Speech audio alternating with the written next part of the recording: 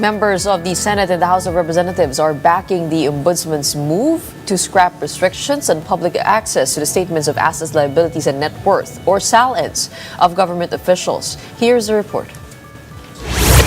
Ombudsman Boying Remulla has made it easier for the public to request the statements of assets, liabilities, and net worth, or SALNs, of government officials. The new policy covers the President, Vice President, and other constitutional officials.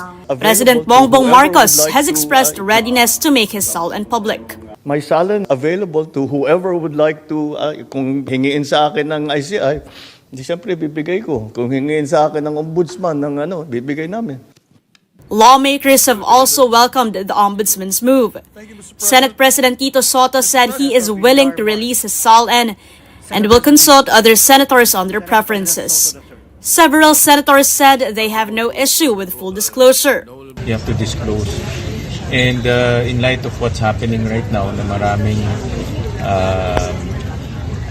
mga nasasangkot sa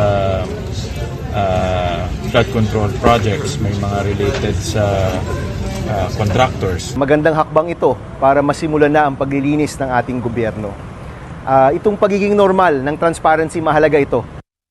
Senator Robin Padilla even vowed to be the first to release his SALN.